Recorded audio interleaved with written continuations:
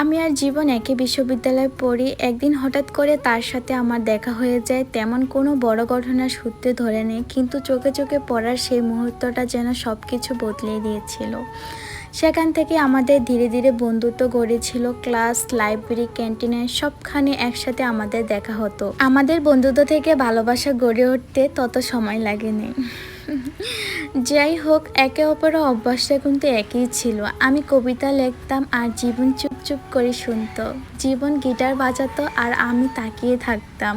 সব কিছু ঠিকঠাকই চলছিল যতদিন না বিষয়টা পরিবারের কানে যায়। আমাদের এই বিষয়টা প্রথমে আমার বাবার কানে যায়। বাবাই শুনতে পেরে আমাকে অনেক বকাবকি করে যে ছেলেটা এখনো বেকার, এখনো কিছু করে না, আর ওর উপরে কোনো নিশ্চিততা নেই। বাবা আমাকে অনেক কথাই বলেছে। তারপরে শুনতে পাই জীবনের বাড়িতে তার মা শুনতে পায়। তার মা শুনতে পেরে বলে মেয়েটা অন্য ধর্মের, আমরা সমাজে কিভাবে মুখ দেখাবো।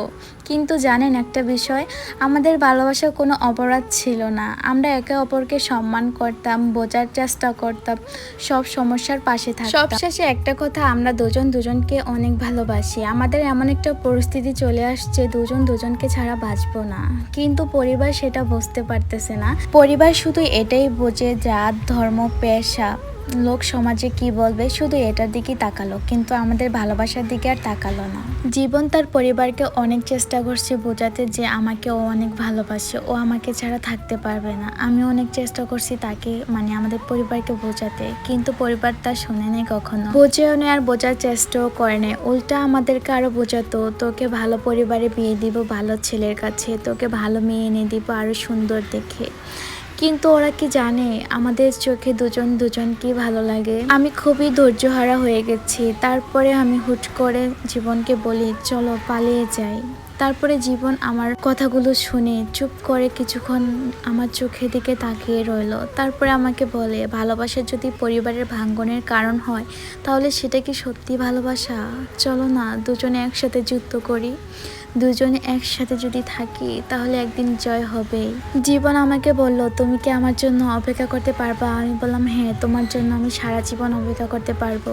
তারপরে বলল, তাহলে পালানোর চিন্তা মাথা থেকে দূর কর। তারপরে আমি জীবনের হাতটা ধরে বললাম, জীবন তাহলে কিভাবে কি করবা? জীবন বলল, আল্লাহ ভরসা, দেখবা আল্লাহ একদিন সবকিছু সুন্দর করে গুছিয়ে দিবে, আমরা কল্পনাও করতে পারবো না। আর আমাদের পড়াশোনাটা তো অলরেডি শেষ দিকে, আমরা পড়াশোনাটা চালিয়ে যাই, পরীক্ষাটা অলরেডি শেষ হোক, তারপরে না হয় চাকরি নিয়ে ভাবি। জীবন আমাকে বলল, তুমি একটু শুধু তোমার পরিবারকে বুঝিয়ে নিও। তারপরে অপেক্ষা করলাম দিনের পর দিন, মাসের পর মাস, বছর পর বছর পেরিয়ে গেল। তারপরে জীবন প্রমাণ করে দিল, ভালোবাসা মানে হুট করে সব ফেলে পালিয়ে যাওয়া নয়। ভালোবাসা মানে ধৈর্য, সম্মান আর সময়কে সাথে নিয়ে চলা।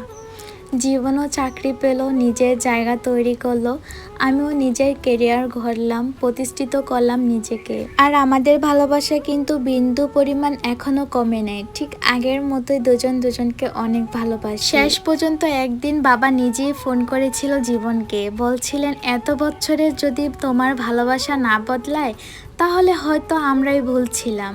ভালো রেখো আমার মেয়েকে, হেরে গেলাম তোমাদের ভালোবাসার কাছে।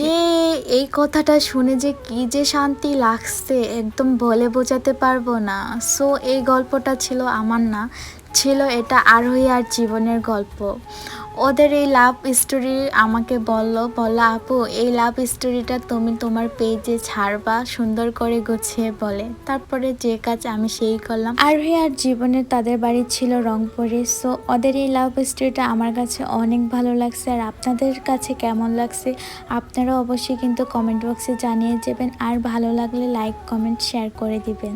আমার মনে হয় এই গল্পটা শেয়ার করলে ভালো হবে, কারণ সবাই জানতে পারবে জীবন কতটা সুন্দর, যদি সুন্দরভাবে উপভোগ করতে পারে, সুন্দরভাবে গড়ে তুলতে পারে।